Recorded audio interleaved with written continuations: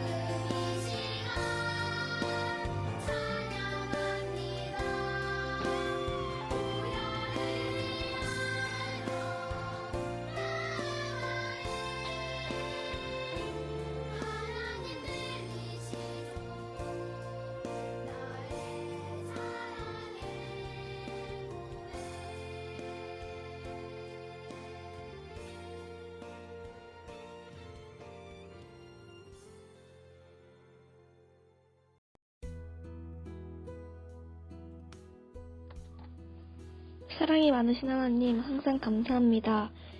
오늘도 저희를 교회에 나오게 해주시고 예배드릴 수 있음에 감사드립니다.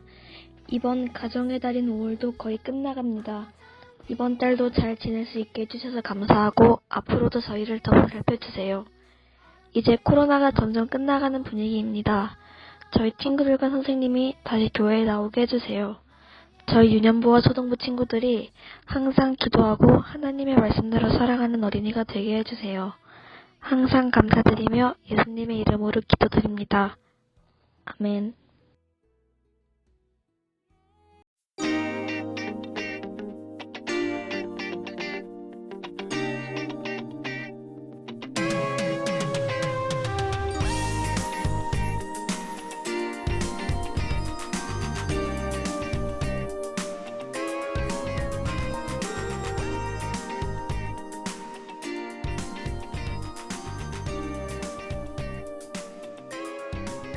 외치지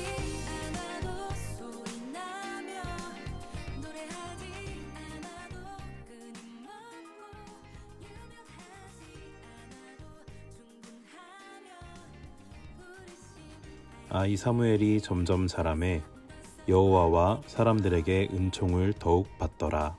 아멘.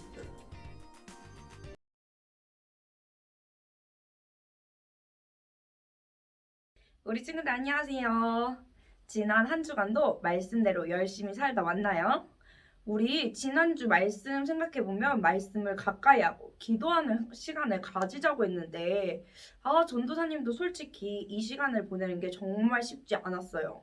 왜냐하면 말씀을 보고 기도하는 것보다 재밌는 것들이 너무나 많았거든요. 전도사님 TV 프로그램도 챙겨봐야 되죠. 그리고 친구들이랑 수다도 떨어야 되죠.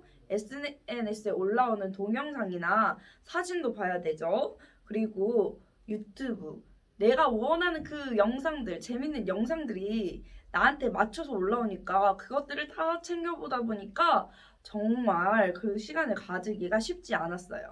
혹시 우리 친구들은 어땠나요? 전도사님이랑 비슷하지 않았어요?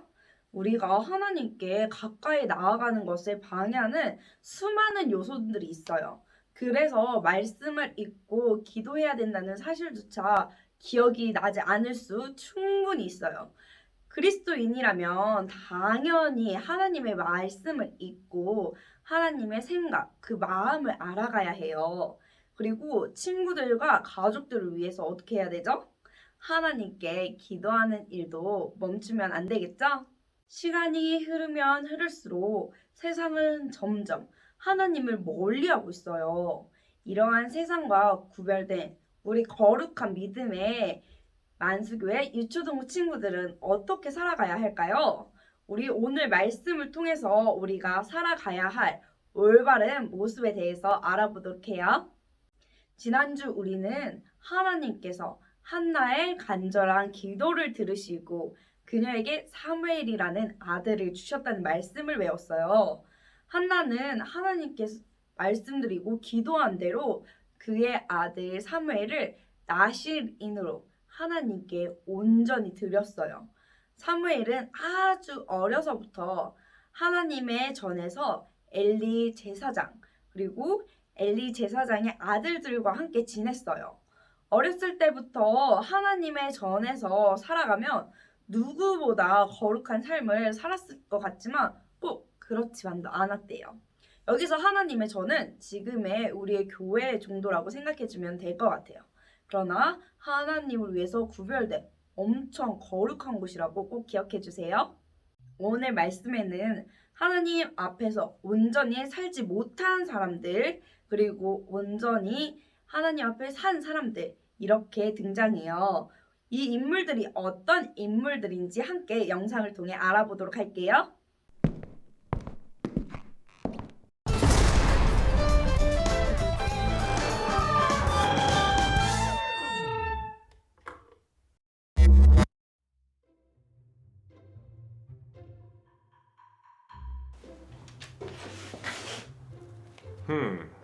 엘리 제사장에게 온 의뢰이군.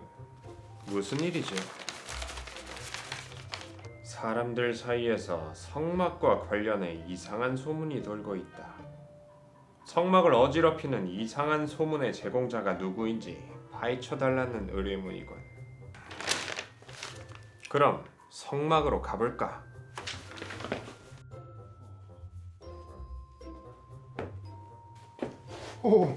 오셨군요. 제가 보낸 의뢰서 내용대로 요즘 좋지 못한 소문들이 돌고 있습니다. 그런데 문제는 성막 안에 그 소문을 만들 만한 사람이 아무도 없다는 것이요. 참 이상한 소문입니다. 그 소문이 사실이라면 그 나쁜 행동을 누가 저질렀는지 꼭 밝혀주세요. 알겠습니다. 우선 내부의 소행일 수 있습니다. 성막 관계자는 모두 몇 명인가요? 성막의 핵심 인원은 저와 제 두 아들 홈리와 피느하스 그리고 아들같이 키우는 사무엘이 있습니다. 알겠습니다.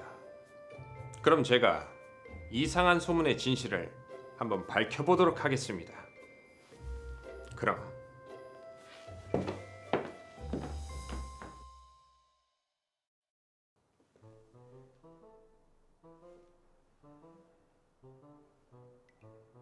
이쪽으로 오셔서 제사를 드리시면 됩니다. 하나님께 제사를 드리는 거에 대해서는 문제가 없어 보이는데. 뭐지?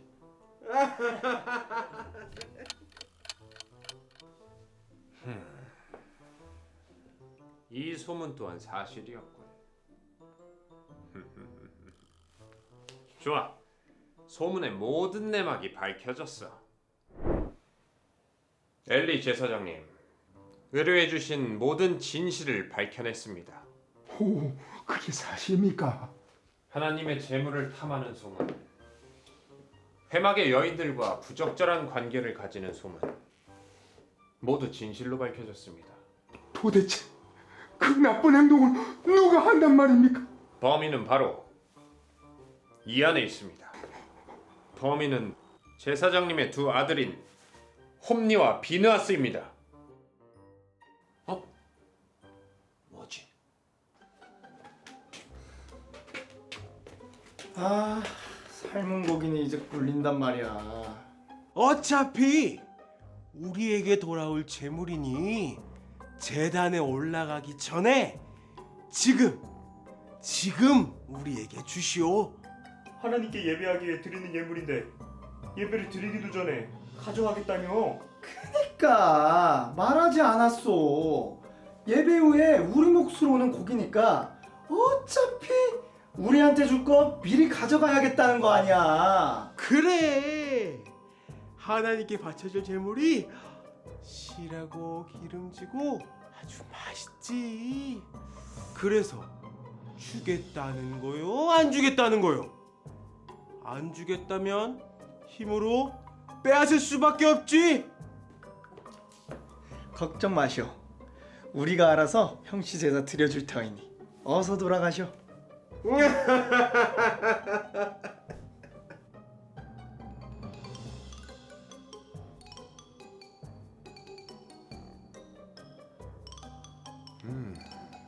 저 사람들은 회막 문에 수종을 드는 여인들이군. 수상해. 누군가 접근하는데. 성막에 불을 확인하러 들어간 모양이군.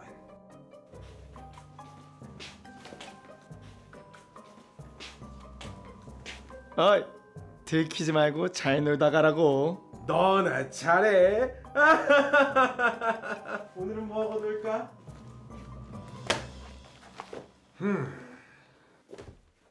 두 아들과는 다르게 사무엘은 거룩함과 정직함으로 사는 사람이었습니다. 제사장님, 당신의 두 아들이 하나님께 죄를 짓고 있는데 당신은 왜 아무것도 알지 못하고 계신가요? 사실은 알고 있었습니다. 탐정님이 오시면 혹시나 제 두 아들이 정신을 차릴까 해서. 제사장인 아버지의 말도 듣지 않는데 제가 온다고 말을 듣겠습니까?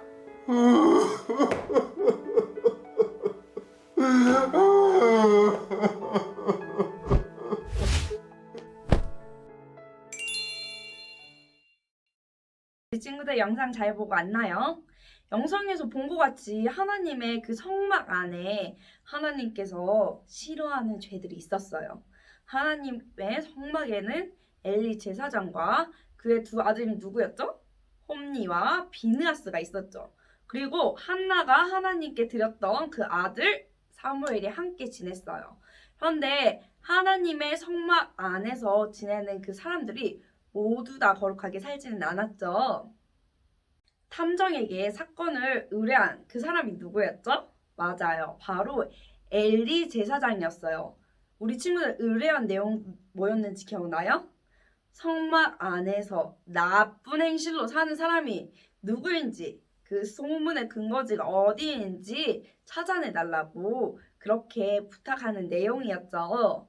탐정은 이 수사 의뢰를 받고 성전 이곳저곳을 이렇게 수색하기 시작했어요. 그런데 엘리 제사장이 이야기한 대로 이상한 소문이 실제로 들려오고 있었어요. 이 소문의 주인공은 누구였죠? 바로 엘리 제사장의 아들들인 홈니와 비느하스였어요. 이들은 하나님께 드리는 제물들을 가로채서 자신의 배를 채우는 데 사용했어요. 또한 회막 문에 수종드는 연인들과 부적절한 관계를 가지기도 했어요. 이 두 사람의 행실은 백성들 앞에서 정말 거룩하지 못하고 하나님께는 엄청 큰 죄였어요. 이들의 행실을 따르지 않고 거룩한 생활을 하는 사람이 있었어요. 누구일까요? 바로 사무엘이에요. 사무엘 행실은 어땠죠? 분명히 엘리 제사장 아들들과 함께 지내서 그들을 따라하고 그들과 함께 할 수도 있었는데 사무엘은 그렇게 하지 않았어요. 사무엘은 하나님께 드려진 사람으로서 자기의 행실을 하나님 앞에 바로 서게 하면서 잘할 수 있었어요. 하나님께 죄를 지은 홈니와 비느하스는 하나님께 심판을 선고받았어요. 그렇다면 사무엘은 하나님 앞에서 거룩하고 겸손하게 살았는데 어떻게 되었을까요? 우리 함께 챈트 말씀을 부르면서 한번 알아보도록 해요. 아이 사무엘이 점점 자라매 여호와와 사람들에게 은총을 더욱 받더라. 사무엘상 2장 26절. 아이 사무엘이 점점 자라매 여호와와 사람들에게 은총을 더욱 받더라. 사무엘상 2장 26절. 아멘. 이처럼 사무엘은 홈리와 비느하스의 행실을 따르지 않고 거룩한 삶을 따르면서 하나님께 사랑받고 사람들에게도 사랑받으면서 자랐어요. 그러던 어느 날 여호와의 전에서 지내는 사무엘에게 하나님이 직접적으로 말씀을 하셨어요. 구약 시대에는 원래 선지자들에게만 하나님께서 직접 말씀하셨어요. 그런데 이 사무엘의 때에는 하나님께서 그렇게 직접 말씀하시는 때는 아니었어요. 이스라엘 백성들이 하나님 앞에 많은 죄를 지었기 때문에 그런 일이 거의 없었어요. 그렇기 때문에 사무엘도 하나님이 자기를 직접 부르셨다는 것을 알지 못했어요. 하나님의 음성을 직접 들어본 적이 없었으니까요. 사무엘은 자신을 부르는 소리를 엘리 제사장님이 나를 불렀구나 하고 착각했어요. 그리고 엘리 제사장을 찾아갔어요. 그러자 엘리 제사장은 사무엘을 부르지 않았다고 말했어요. 사무엘은 자기를 부르는 소리가 들릴 때마다 저를 부르셨나요? 하면서 엘리 제사장을 찾아갔어요. 만약 사무엘이 아까도 엘리 제사장님이 나를 부르신 게 아니었으니까 내가 잘못 들었을 거야 하고 생각하고 엘리 제사장을 찾아가지 않았다면 그 목소리가 하나님의 말씀이었구나, 하나님의 목소리였구나 하고 알지 못했을 거예요. 하지만 사무엘은 자신이 모시는 엘리 제사장에게 충성하는 마음이 있었기 때문에 2번 더 엘리 제사장을 찾아갈 수 있었어요. 그리고 3번이나 찾아간 끝에 하나님의 음성인 것 같다는 엘리 제사장의 말을 듣고 하나님의 부르심에 말씀하시옵소서 주의 종이 듣겠나이다 라고 대답하며 겸손하게 나아갈 수 있었어요. 사무엘은 이렇게 충성된 사람이기 때문에 엘리를 계속 찾아갔고 결국 하나님의 음성을 들을 수 있었던 거예요. 이후 하나님은 홈리와 비느하스의 악한 행실을 심판하셨어요. 그러나 악한 행실을 따르지 않고 오로지 하나님 앞에서 겸손하고 거룩하게 생활하였던 사무엘은 직접 부르시고 하나님 앞에 귀하게 쓰임받는 제사장으로 삼으셨어요. 하나님 앞에서 거룩하게 살았던 사무엘은 하나님께서 하나님 일을 위해 높이 쓰셨어요. 하나님의 말씀을 따라 온전히 살았던 사무엘과 하나님 앞에 온전히 살지 못하고 죄를 지으며 살았던 홈리와 비느하스, 우리는 둘 중 어느 쪽과 닮아서 살아야 될까요? 당연히 사무엘과 같은 삶을 살아야 하죠. 흡사 우리가 홈리와 비느하스 같은 모습이 있을 수도 있어요. 자기 자신의 만족과 욕심을 이루기 위해서 자유롭게 사는 삶이 더 멋져 보여서 그렇게 살길 원하는 친구들이 있을지도 모르겠어요. 하지만 홈리와 비느하스는 하나님의 예언대로 블레셋 군사들에게 같은 날에 죽임을 당하는 그 비참한 최후를 맞게 돼요. 사무엘이 하나님께 칭찬받고 귀한 선지자로 쓰임받을 수 있었던 것은 사무엘이 하나님의 말씀에 귀를 기울였고 항상 기도하는 사람이었기 때문이에요. 말씀과 기도, 이것이 바로 엘리의 두 아들과 그리고 사무엘의 삶을 구분지을 수 있는 중요한 기준이 되었던 거예요. 이렇게 살았던 사무엘은 오늘 챈트 말씀처럼 하나님과 사람들에게 사랑을 받는 사람이 되었어요. 우리 친구들 모두 사무엘과 같이 하나님의 말씀에 귀를 쫑긋하고 그 말씀을 늘 가까이 하며 시간을 내어서 하나님께 기도하는 우리 친구들이 되었으면 너무 좋겠어요. 이 시간 우리 이렇게 함께 외치면서 그 마음을 다짐해 볼까요? 말씀을 가까이, 기도를 열심히. 전도사님이 기도함으로 말씀 마치도록 할게요. 기도하겠습니다. 하나님, 오늘도 하나님 앞에 나오게 해주셔서 감사합니다. 우리가 아직 하나님 앞에 고백하지 못한 죄가 있다면 아버지, 우리가 그 죄를 고백하고 하나님께 용서받게 하여 주시옵소서. 우리가 한 주간 지었던 죄, 하나님 앞에 나오기 전까지 지었던 모든 죄들을 용서하여 주시옵소서. 홈리와 비느하스처럼 하나님께서 원하지 않으시는 그 악한 행실이 있다면 우리가 그 모습과 태도를 고치게 하여 주시옵고, 하나님 앞에 사무엘처럼 바로서 하나님을 위해서 살게 하여 주시옵소서. 하나님의 충성된 종이 되게 하사 우리가 하나님뿐만 아니라 사람들에게도 사랑을 받으며 이 세상에 쓰임받는 귀한 자로 설 수 있도록, 귀한 그리스도인으로 사용될 수 있도록 하나님 저희를 인도하여 주시옵소서. 하나님께서 그렇게 될 수 있도록 저희와 함께 해주실 것을 믿사오며 예수님의 이름으로 기도드렸습니다. 아멘.